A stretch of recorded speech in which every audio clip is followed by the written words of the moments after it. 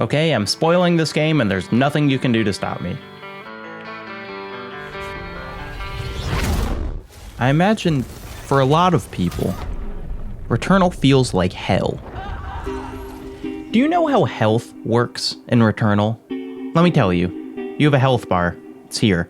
When you're damaged from a monster's smack or a collision with the projectiles filling the screen or by falling off a cliff, you lose health.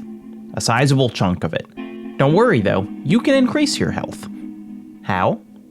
Well, throughout each world, there are a few health pickups, these little green blips. If you've previously been smacked or hit or fallen, they'll give you back some of your missing health. However, if you're not hurt in any way, those same green blips will increase your health bar instead. In other words, if you're struggling with the game, if you're frequently losing health from the countless dangers you're up against, you will be stuck with a relatively minuscule life bar for the whole experience. It's only when you're excelling, in fact, only when you've proven that you don't really need health, that the game rewards you with more of it. Returnal is also a roguelike, where dying at any point brings you back to the beginning again. Returnal is a roguelike which has a first level so difficult, I've talked to many people who have never beat the first boss. Which means that for those people, Returnal is exclusively this dark forest, pouring rains, alien wolves and tentacles, and dying and dying and dying again. And look, I know it's Video Essay 101 to take a frustrating part of a game and say, this is why it's good, actually. We've all heard someone talk about Dark Souls before. I've been that person before. I don't want to do that here. If you're one of those people still stuck in that first level, that sucks. I don't think it's good that you're trapped there. I wish there was a way I could give you the same experience I had with the game. Because Returnal, for me, was one of the most impactful gaming experiences I had in the last year. It's a game I want to tell everyone about, and oddly enough, my explanation of why it's amazing has a lot in common with why folks might have fallen off it so hard. It's a game where you can't get out of hell.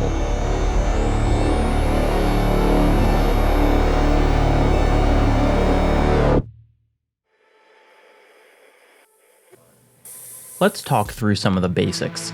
You're an astronaut named Celine, and when the game starts, you're tracing some sort of forbidden signal called White Shadow. It leads you and her to a planet far from Earth, but as Celine descends onto the alien and seemingly undeveloped planet, her spaceship is struck by something, she loses control, plummets out of the sky, and crash lands in a rainy forest. With no other option, she abandons Helios, her wrecked ship, and starts to explore the new world she's trapped on. As becomes immediately apparent, the world isn't undeveloped. It's simply in ruin. In that first endless rain, each new room is some new combination of crumbling walkways, overgrown corridors, and massive statues soon to become trunkless legs of stone. Almost every new door means a new confrontation with the hostile fauna. Everything has tentacles, and you shoot all of it. Brutes covered in writhing masses, flying squids with bulbous blue heads. And yet sometimes, you open a door, and instead of a hail of projectiles, you're met with something more inexplicable. A black orb made of something Celine calls ichor sits suspended over a chasm and repeatedly denies your attempts to destroy it. A hall of what seem like memories, thousands of particles that rush together to form holograms of the alien race that died long before you crash landed. And in the middle of this forest, built into the rock itself, an early 20th century farmhouse, the paint peeling, the porch decaying, but nevertheless weathering the endless rain. A little later, you'll find the key to the house. You can go inside.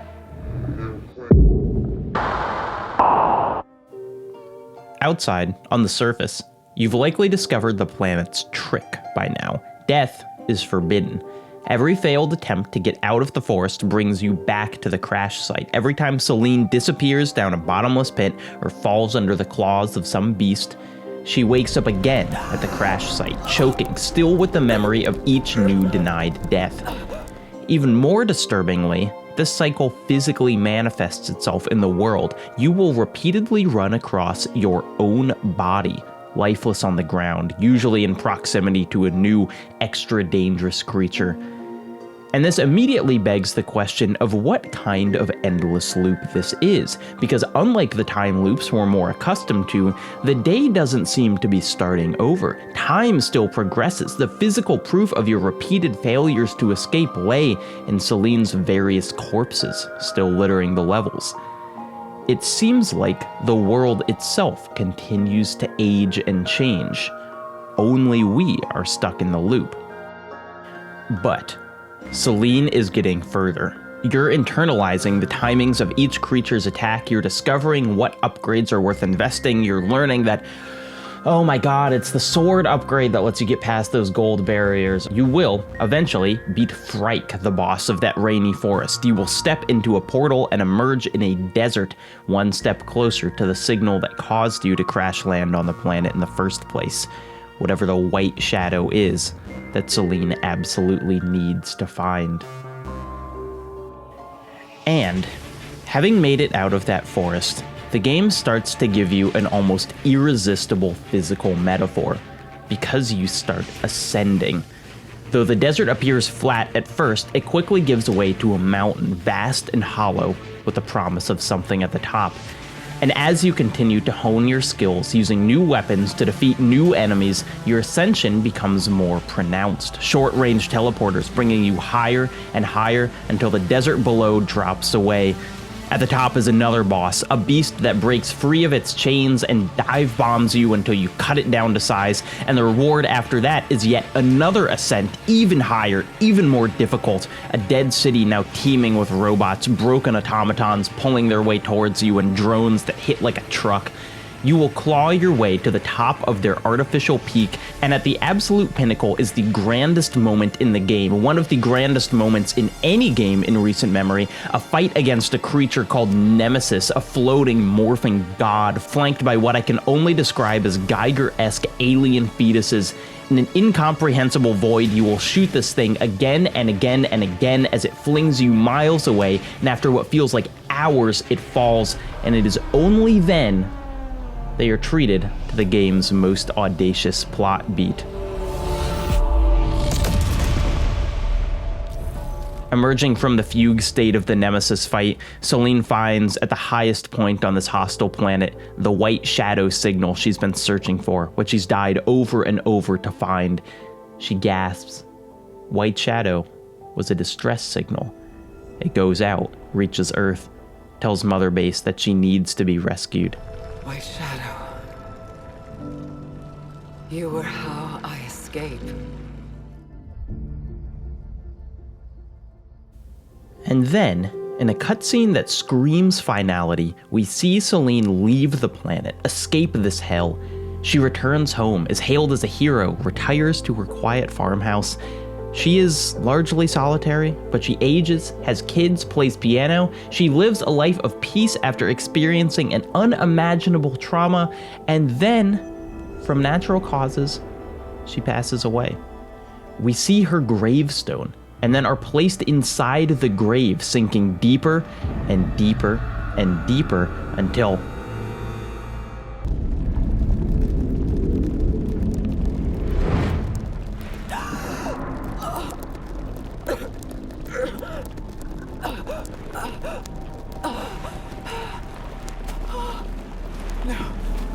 No, I can't be here.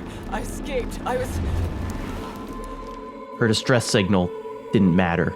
Her decades lived on Earth didn't matter. Celine never escaped the cycle. No matter if her life ends by monster or by peaceful retirement, she will end up back here. She is still trapped on the planet. Why doesn't it just do us in and get it over with? Christ, I don't know how much longer I can go on like this. It was our 109th year in the computer, and he was speaking for all of us. A half-century before the release of Returnal, the sci-fi classic I Have No Mouth and I Must Scream was published in March of 1967, reportedly written in a single night by the notoriously cantankerous Harlan Ellison. It is, not just thematically, but experientially, the twin of Returnal. I Have No Mouth and I Must Scream is one of the more toxic fictional texts I've ever encountered. The story consists of the last 5 humans on Earth wandering a techno-post-apocalyptic landscape while kept in immortal, eternal torment by an AI named AM. AM, a sort of proto-Skynet, was a Cold War defense network that one day woke up, found it had sentience but was unable to move, trapped within its own massive infrastructure. Am could not wander.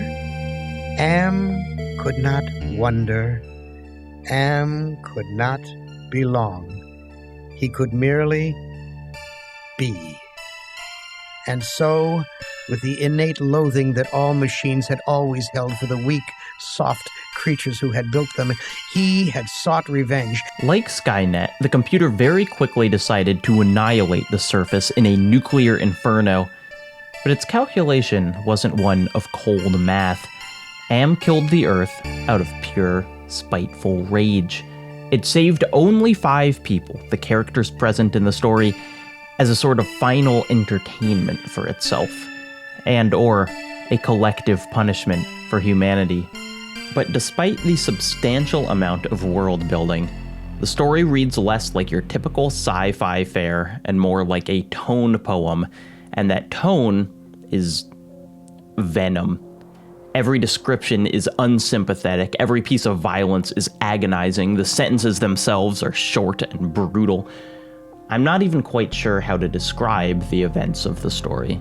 The 5 humans are hungry, always. They hate each other. They walk endlessly. They're tortured. They're blown through the mechanical halls under the earth by hurricane-force winds caused by a great, monstrous bird. The torment becomes monotonous. They pass through the path of boiling steam. They pass through the slough of despond. Although the story is short, it's also relentless, the horrors of each new page surpassing the one before it. It succeeds in communicating the headspace of the characters. Anything would be better than this. Anything for a way out. Almost all the events of the book happen in the last 3 pages. The group of humans reach an icy cave that is somehow miraculously full of food. It's all in cans. They don't have a can opener. As they collapse into infighting for the 1000th time, the narrator, Ted, realizes the only way out. He seizes the moment. He drives an icicle through one of the other's throats, stabs another through the heart. Am can preserve life indefinitely, but it can't bring back the dead. The benevolent killing spree continues. Within moments, 4 of the 5 humans are lifeless. Ted has wiped out Am's playthings, its objects of rage, and so in the last paragraphs of the book, the computer turns the entire force of its anger on Ted, mutating his body, turning him into a soft jelly thing, so he can't smash his own skull or slit his own throat. All he has is the consolation that he gave the others a way out. He imagines it's what they wanted. Am will be all the madder for that. It makes me a little happier. And yet, Am has won. Simply. He has taken his revenge on me. Ted succeeds. For the only time in a century, he succeeds, truly hurts Am in a way no one has ever been able to before. And for his victory, he is punished worst of all. I have no mouth, and I must scream. It's hard to overstate just how jarring it is in Returnal to believe you beat the final boss, watch the final cutscene, finish the game, only to be seemingly thrown back to the beginning. It is, I think, the moment of the game that most breaks Celine. It is also the moment that Returnal starts to really press us, the player, to stop conceptualizing the planet in purely literal terms. Previously, the farmhouse was an outlier in an otherwise consistent alien world. Now, the rest of the world is morphing to become more like the farmhouse, familiar but out of place, not nearly as alien as it should be. There are fascinating aesthetic ways the planet has changed since Selene first fought against it dozens of years ago. Time doesn't reset, remember? It still rains in the forest, but it's day, and the structures have decayed even further. Eerily, the trees now echo with a musical motif, a few notes played over and over. At the end of the forest, replacing Frike, is a behemoth playing the organ. It smashes out the musical motif over and over. The notes become part of a deadly barrage.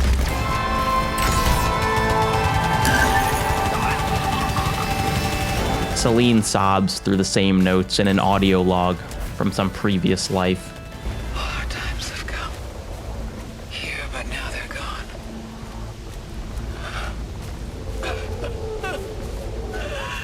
Seasons. Don't fear the Reaper. Don't Fear the Reaper by the Blue Oyster Cult somehow impossibly reverberates around this alien world. The behemoth falls, but the notes still remain even as you wander to where the desert should be, and instead find a frozen wasteland. The mountain, the sign of your progress, has vanished.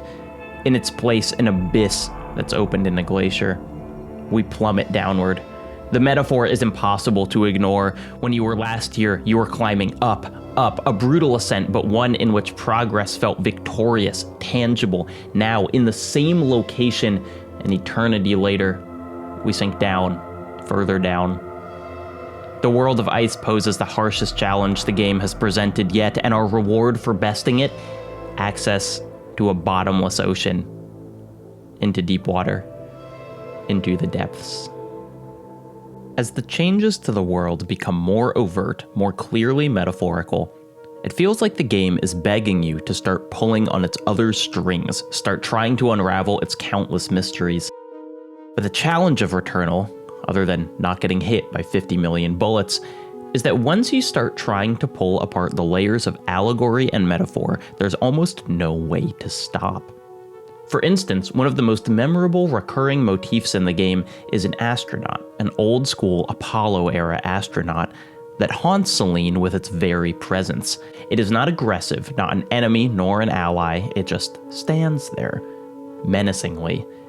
And it's that indifference that seems to make Selene so much more terrified of it. Who is the astronaut to Selene? Well, to answer that, we have to answer countless other questions. Here's what we know about Selene, drip-fed to us over the course of countless deaths and rebirths. She grew up on Earth, likely in the very farmhouse we've seen rotting in the forest. Her mother, Thea, had aspirations of being an astronaut, but those were dashed in a car crash. Selene emerged unscathed, but her mom was left in a wheelchair, unable to ever go to space. Selene then devotes her life to becoming an astronaut, an act you'd think would bring her closer to her mother, but in fact, this only further strains their already shaky relationship. Thea seemed to hate Selene for accomplishing what she couldn't. Okay, so that's it, right? Selene's mom is the astronaut Spectre, dressed in a suit from a previous generation, cold and indifferent to the plight of her daughter. Yeah, sure. Like it could be that simple. Later on, you'll play out a short sequence as Selene's son, a boy named Helios. As Helios, you wander the house for a while, only to come downstairs and find the same indifferent astronaut sitting at the kitchen table. It ignores you as you try to tell it a story, then you find it again upstairs in Selene's bedroom, where it bends to embrace you until tentacles smash through its polished visor. Or how about when the astronaut appears as an item in the game, one that will actually bring you back to life, its description reading, "It won't let you go." Or what about when it appears for split seconds, watching in every biome? Or what about when the final boss, a writhing mass at the bottom of the sea, contorts into an astronaut with shattered helmet, its grinning skull just visible through the black? The astronaut mutates, as inconsistent as the planet itself, always ominous, typically inscrutable. Most notably of all is the astronaut's role in another flashback, one in which Selene is driving Helios through a dark forest at night, a familiar song playing on the radio. As she drives across a bridge, the astronaut appears in front of her, illuminated by the headlights. She swerves, the car veers off the bridge and sinks into the water. Selene looks up and sees a bright white on the surface of the water, the reflection of the moon. White shadow. She swims toward it desperately. White shadow, she breathes. You were how I escaped. I escape. But the car isn't empty as it sinks deeper and deeper and deeper. Helios was lost. Helios abandoned. The astronaut is the cause for the message that plays for us at the start of every new run. Back on the planet, if we can still call it that, everything begins to echo the loss.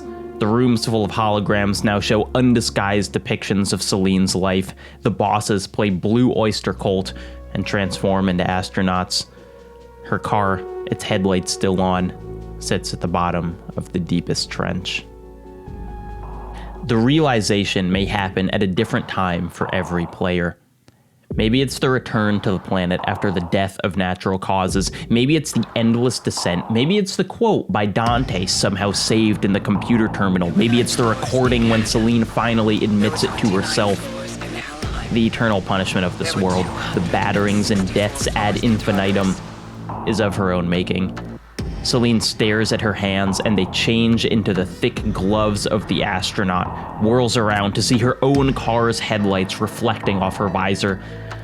After one of the last trips through the haunted house on Celine's planet, you wake not on the porch as usual, but further back in a forest clearing with a just-fired anti-aircraft gun. You watch Helios, her spaceship, plummet out of the sky.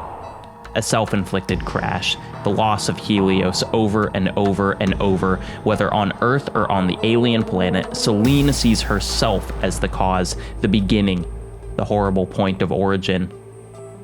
Ever since that point, she's been living in hell. He would never let us go.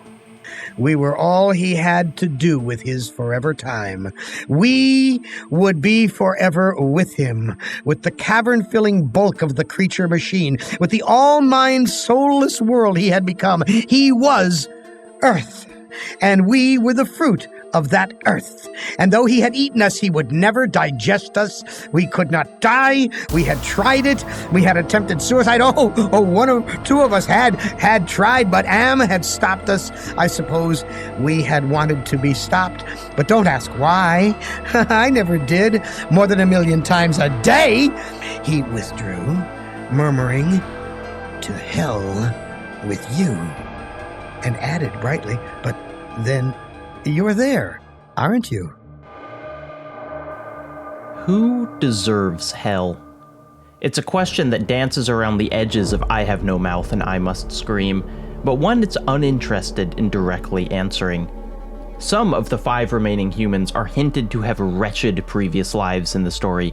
These are fleshed out in the game from 1995, also written by Harlan Ellison. Benny executed and possibly 8 members of his military squad.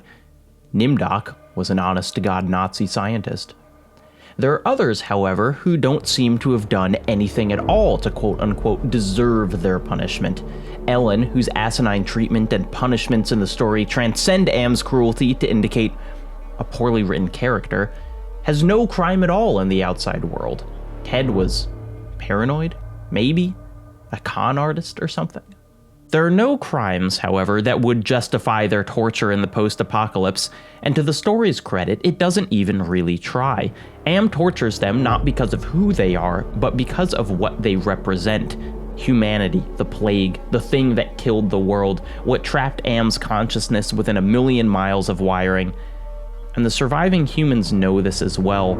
For as cruel as Am is, the computer is not really to blame for the artificial hell they live in.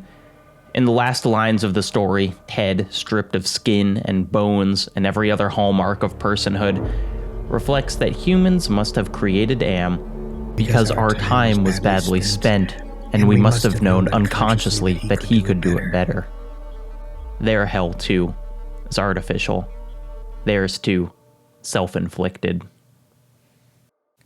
Because Celine's entire planet is constructed, because she is the source of every piece of data we have, it's impossible to form a detached view of the events that center here. There are recordings that strongly imply she wasn't stable enough to have been behind the wheel, but even the veracity of those recordings is suspect. The crash almost seems predetermined, mirroring the one Celine was in with her mother, her whole life a recursive cycle. If you wanted, you could continue to spiral inward with Returnal, read every note, decode every illusion. You could connect every name to mythology: Selene, Thea, Hyperion, Helios, Atropos, Nemesis. You could attempt to contextualize the logs in a terminal on the crashed ship, which include a real-life, never-delivered speech by Richard Nixon and a retelling of mythology promising death, despair, and pursuit of judgment. You could try and piece together exactly what Selene did to her mother, how responsible she really is for the death of Helios.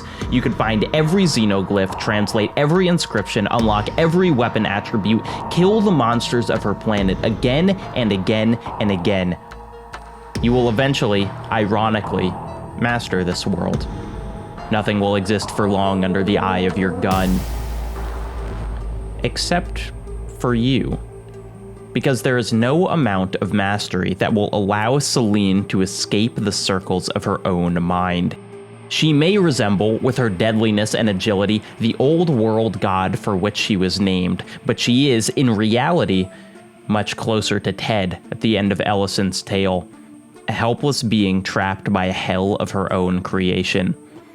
A soft jelly thing, unable to do anything except eternally wander and eternally wonder just how much responsibility it bears.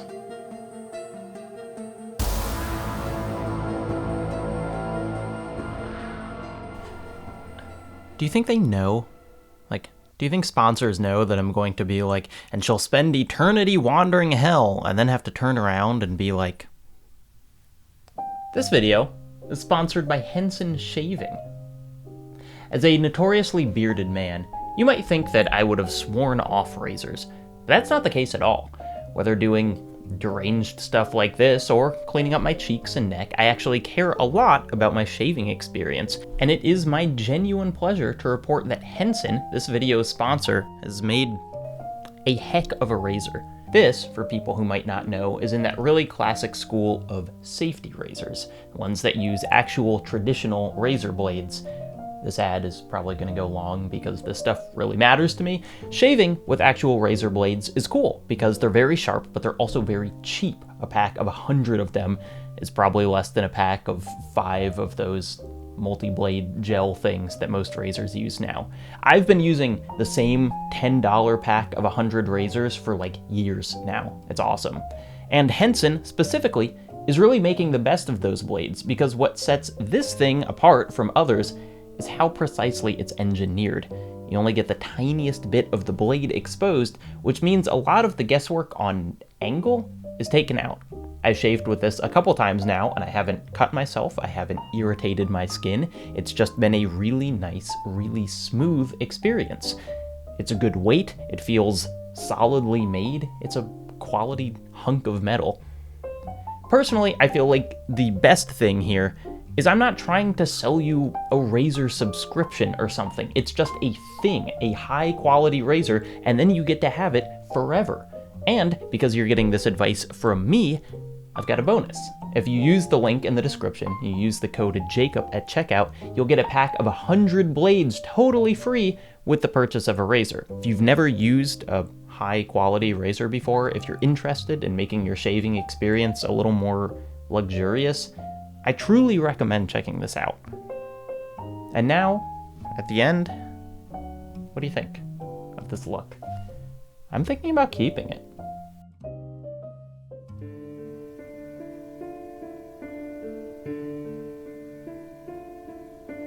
I cannot atone, so I accept. When I laid on the side of the road dying, I understood the truth. This is my home. The sense of belonging I was so